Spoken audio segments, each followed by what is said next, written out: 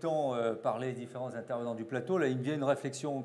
Il y a eu une évolution dans la manière de concevoir les apports en protéines chez le sujet actif, donc y compris les sportifs de haut niveau, depuis les années 80. Au début des années 80, on a pris conscience de l'importance des apports en protéines dans la nutrition du sportif. Et on s'est beaucoup intéressé à la quantité de protéines optimale qu'il fallait apporter par jour. Et depuis le début des années 2000, il y a une manière très différente d'envisager les choses.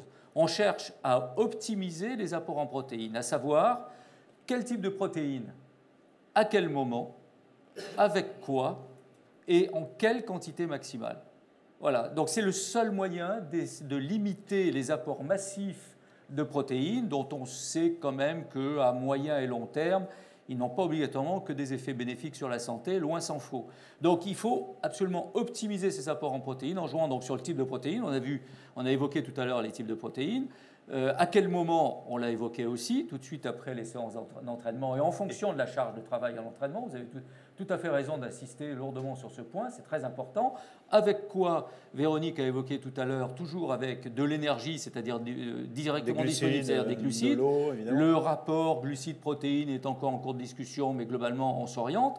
Et avec une quantité maximale admissible pour un individu, au-delà de laquelle on n'aura pas d'effet sur les synthèses en protéines. Et là aussi, on a maintenant une relativement bonne idée de la quantité optimale de protéines qu'il faut apporter. Bon, alors très bien, mais vous nous parlez de la nature des protéines. Alors justement, certains se disent, mais on peut peut-être trouver d'autres formules que le lait. Par exemple, on parle du soja et de l'apport de protéines végétales, en quelque sorte. Si on compare, alors, protéines lait, protéines soja, en termes d'efficacité pour le rendu dont vous parlez, il y a le moment et il y a aussi la qualité de la protéine elle-même. On a un graphique, on a deux graphiques sur ce point. Peut-être vous pouvez nous les commenter. Quelle est la part d'efficacité? Quel est le meilleur des deux? Enfin, comment ça se passe?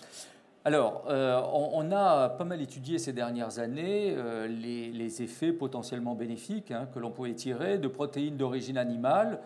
Les protéines d'origine animale, par excellence, elles sont tirées du lait, ce sont donc les protéines du lait des produits laitiers, et des protéines d'origine végétale, comme par exemple le soja, qui est probablement la protéine la plus efficace au plan des synthèses en protéines de l'organisme, notamment du muscle, pour le métabolisme du muscle. Et donc, par exemple, sur ce graphique, vous avez représenté l'évolution de la synthèse des protéines du muscle, donc globalement ce qui va se construire dans le muscle, à l'issue d'un exercice de musculation, mais je reviens sur ce que disait le docteur Melguard tout à l'heure, on peut étendre ces notions à un exercice de longue durée, un exercice endurance, de marche longue par exemple. Donc on a le taux de synthèse de ces protéines musculaires à l'arrêt de l'exercice, et on a de nouveau cette mesure 3 heures après 3 heures de récupération, alors que les sujets ont consommé soit des protéines tirées du lait, soit des protéines tirées du soja en jaune-vert.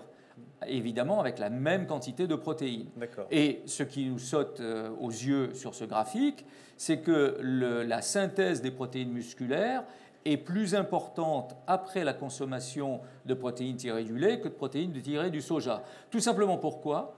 Parce que on ne va pas jouer sur la composition des protéines en type d'acides aminés essentiels, mais surtout en termes de disponibilité dans l'organisme. Et d'une manière très générale, les protéines d'origine animale sont toujours plus facilement disponibles dans l'organisme. Elles sont mieux disponibles, biodisponibles dans l'organisme. Elles sont plus facilement disponibles dans l'organisme que les protéines d'origine végétale. Il y a une littérature scientifique là-dessus? Ah oui, absolument évidente. Absolument évidente. Et là, vous avez représenté donc, sur le graphique... Autre graphique? Alors, sur le graphique précédent, je reviens juste sur ce qui était noté à propos du soja. Je réinsiste sur le fait que le soja est quand même la protéine qui est la plus facilement disponible dans l'organisme. Voilà, la plus efficace au plan de la disponibilité des acides aminés dans le muscle. Pour fabriquer donc acides aminés, le chaînon qui fabrique... qui va fabriquer toutes les protéines qui sont essentielles à la construction du muscle et à la contraction du muscle. A une bonne qualité, mais on voit bien que... Voilà.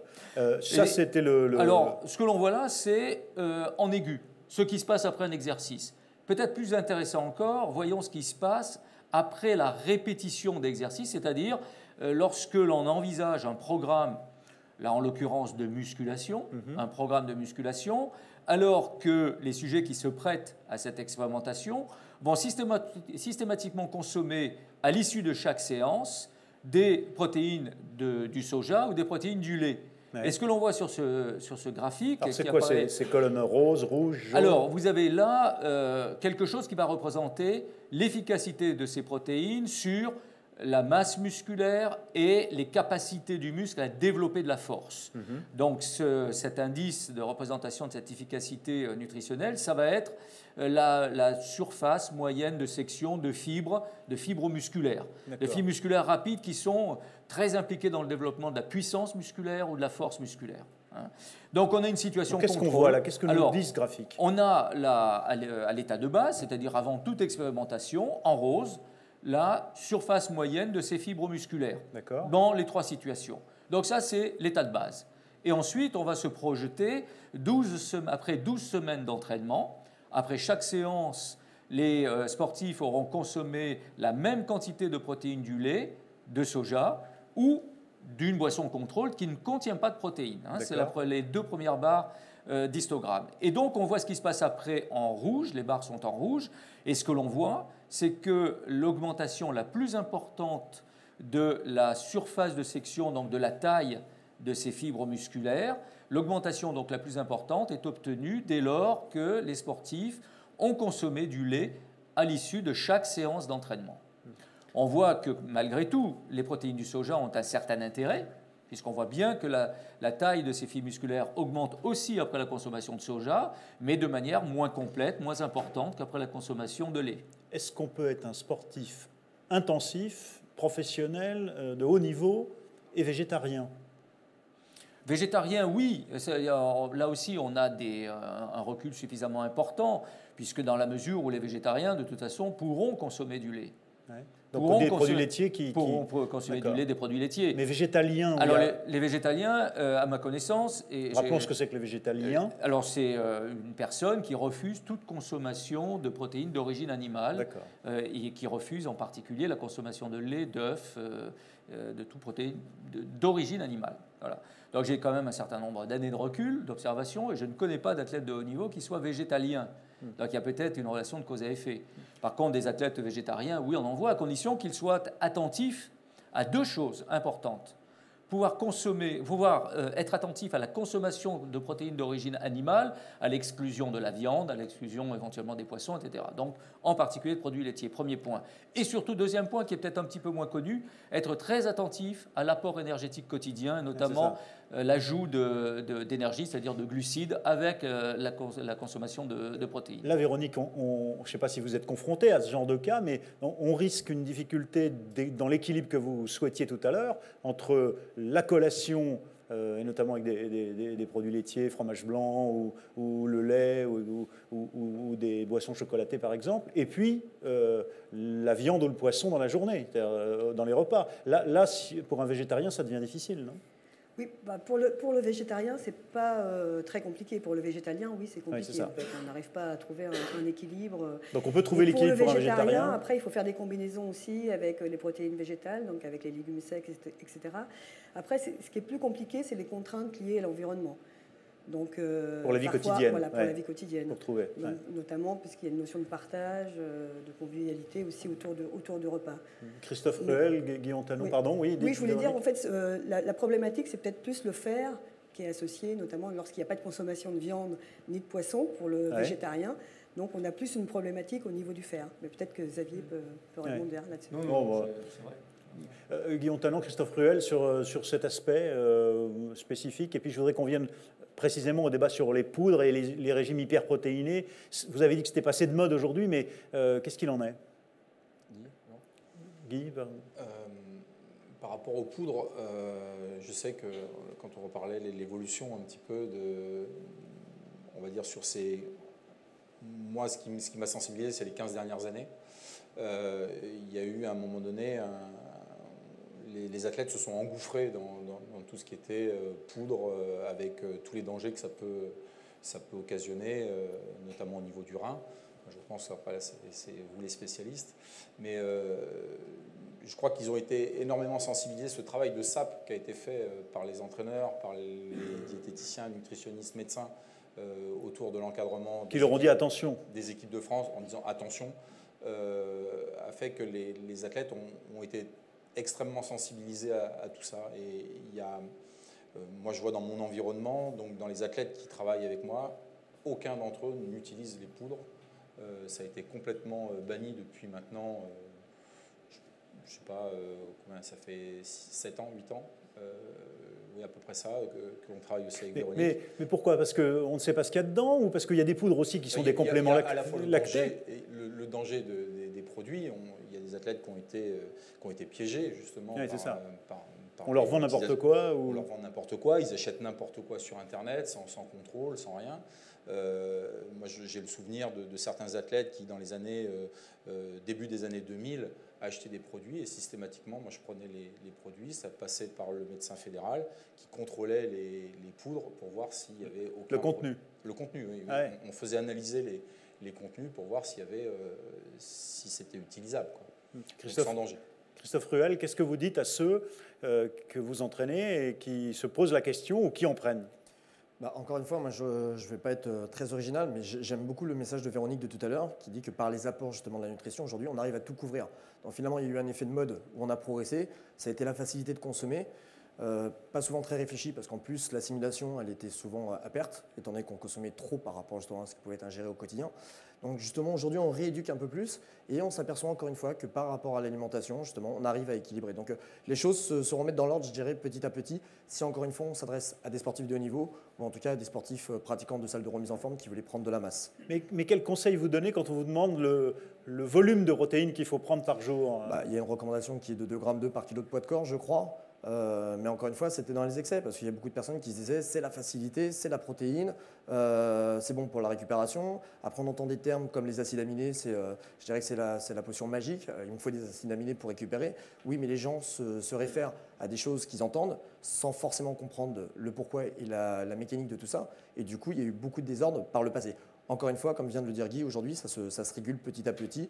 Et heureusement, les gens arrivent à se raisonner dans la démarche. Je crois que c'est important, c'est pour nous, entraîneurs, enfin, préparateurs physiques, il ne faut pas faire les apprentis sorciers, quoi. On a des spécialistes, on les oriente directement vers les spécialistes. Et c'est ça qui est important, c'est-à-dire qu'on doit être vraiment les relais des pros. Je pense que le médecin ne va pas venir voir ce qu'on fait sur les plans d'entraînement et nous on n'ira pas voir ce qu'eux font en préconisation, mais plutôt on oriente. Donc, je crois que c'est important de ne pas jouer les apprentis sorciers, mais plutôt d'aller se référer directement aux purs spécialistes. Oui, même remarque, je voudrais demander à Franck Lagneau aussi comment il réagit par rapport à ce débat sur les poudres.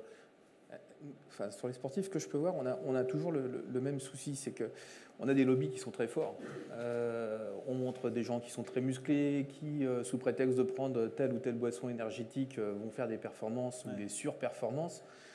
Le sportif est quelqu'un de très fragile de ce côté-là. La pensée magique chez le sportif, c'est quelque chose qui a court. C'est-à-dire que dès qu'il pense qu'il va pouvoir améliorer d'un coup de baguette magique sa performance, il a tendance à s'accrocher assez vite. C'est humain, c'est naturel. On veut toujours faire mieux, plus haut, plus fort. Humain, si on peut nous aider un peu, c'est pourquoi pas. Enfin, mais nous, là je parle pas de moi. On encadre beaucoup mieux dans les équipes nationales, parce qu'effectivement, ce sont des gens qui sont très encadrés. Ouais. On retrouve, et c'est ce qu'on disait tout à l'heure, on retrouve beaucoup plus de difficultés à faire passer le message sur les sportifs amateurs.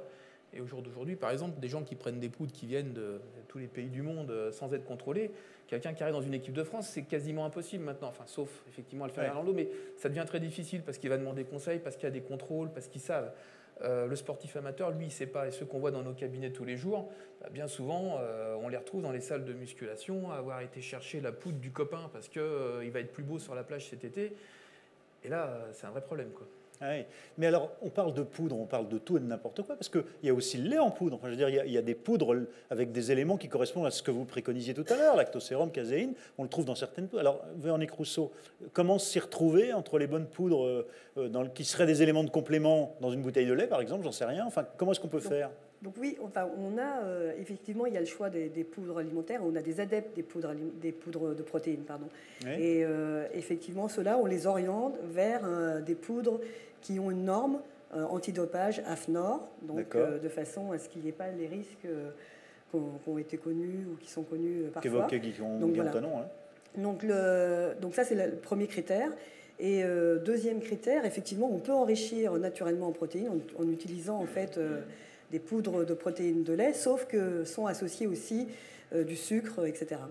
Donc après, Comme l'a dit tout à l'heure Xavier, c'est-à-dire qu'il y a éventuellement, lorsqu'on n'a pas la possibilité de prendre une bouteille de lait ou lorsqu'on n'a pas la possibilité de prendre, on le considère comme étant une alternative d'avoir éventuellement accès à des poudres de protéines, mais avec un label antidopage associé. Alexandre Malheur et Xavier Bigard, vous vouliez réagir aussi sur le débat sur les poudres, n'importe quoi, vous les cachez, enfin c'est tous ces trucs qu'on vend, alors qu'il y a encore une grosse pression et que c'est finalement madame et monsieur tout le monde qui veut faire du sport qui est plutôt concerné par ce risque. Bon, à la limite, c'est surtout monsieur tout le monde d'ailleurs qui est concerné, quoi, et qui est exposé dans les salles notamment de fitness, de musculation, à de nombreuses sollicitations qui sont absolument incontrôlables par les autorités publiques en particulier. Donc il y a derrière tout cela un vrai problème sanitaire qui commence à interpeller le pouvoir public, qui essaie de trouver des moyens d'assurer un contrôle sur les produits qui sont vendus dans certaines structures, institutions. Ce sur quoi je voulais réagir tout à l'heure, c'était toujours dans ce contexte général d'optimisation des apports en protéines. Parce que tout à l'heure, vous évoquiez la quantité maximale d'apport quotidien de 2 grammes par kilo. Oui, ça, c'est une quantité maximale que l'on puisse recommander chez quelqu'un qui pratique de manière régulière la musculation et qui est dans une phase de développement de la masse musculaire. Donc ça, c'est vraiment la quantité maximale admissible. Mais dans ce contexte vraiment d'optimisation, maintenant, on est arrivé à définir quelle est la quantité maximale et optimale d'effet d'une séance de musculation en particulier. Et d'une quantité spécifique. D'une quantité spécifique absolue pour un sujet qui a un poids corporel entre 80 et 85 kg. On sait que c'est aux alentours de 20-22 grammes. Pour l'individu. Dans la phase dont vous venez de mettre au début, exactement. Juste dans les 30-45 minutes qui suivent, c'est ça? Exactement. Donc là, il faudrait consommer 20-22 grammes. Quoi. De protéines, d'absorption rapide et de disponibilité rapide, comme des protéines du lactosérum. D'accord. C'est la quantité optimale. C'est pas la peine d'en apporter plus. Cette quantité de protéines apportée en excès sera éliminée. Donc ça ne sert à rien. Et donc évidemment, après, on ajuste ces quantités en fonction du poids corporel. De jolis bébés, comme on dit, qui pratiquent un sport qui se joue à 15 avec des ballons pas tout à fait ronds, qui ont des masses musculaires importantes, et bien évidemment, auront des besoins qui sont supérieurs à entre 25 et 27 grammes dans les phases de récupération de séances de musculation. Mais là aussi, il faut essayer de convaincre que ça ne sert à rien de donner plus. Il faut se baser sur des figures de manière à pouvoir interpeller les consommateurs en disant « Tu veux consommer plus ? Pas de problème, si tu veux. Mais ça ne sert à rien. » Mais donc c'est ce que nous disait Christophe Ruel, ce qu'il entend bien de la nutritionniste de Véronique Rousseau. Moi, j'entends bien que ça, on peut arriver à le couvrir avec des produits d'alimentation générale, naturelle, quoi. Ah oui, mais ces quantités de protéines, on peut les trouver dans des aliments. Dont fait partie le lait. Ah oui, non, là, c'est bien ça que vous voulez nous dire. Oui, bien sûr, je n'ai pas fait l'apologie obligatoirement des poudres de protéines, notamment de protéines rapides, mais qui conservent quand même un certain intérêt pour des raisons pratiques dans certaines circonstances. Je ne parle pas des athlètes de haut niveau qui, comme par exemple à l'INSEP, bénéficient d'une infrastructure autour, d'une logistique, qui fait qu'à n'importe quel moment dans la journée, ils ont la possibilité d'avoir recours à des protéines d'absorption rapide, en particulier tirées du lait. Mais le pratiquant, régulier mais amateur, qui travaille dans des bureaux à la Défense, qui a une salle de fitness au bas de ses bureaux, qui va consacrer 30 à 40 minutes pour aller faire une séance de musculation, il n'a pas obligatoirement la disponibilité de ses produits laitiers. S'il part le matin avec sa brique de lait, il va falloir qu'il trouve un coin pour conserver ce lait au frais, etc. Donc dans cette situation qui correspond à des conditions matérielles particulières, il ne faut pas jeter l'opprobre sur ces protéines-là, à condition de les consommer en quantité extrêmement mesurée, évidemment, et de faire attention, comme tu l'évoquais tout à l'heure, Véronique, à ce que ces poudres bénéficient d'un label de qualité de fabrication dont on soit sûr de la composition. Mais il faudra, dans tous les cas, de toute manière, essayer de faire en sorte de privilégier les protéines d'apport alimentaire, bien évidemment.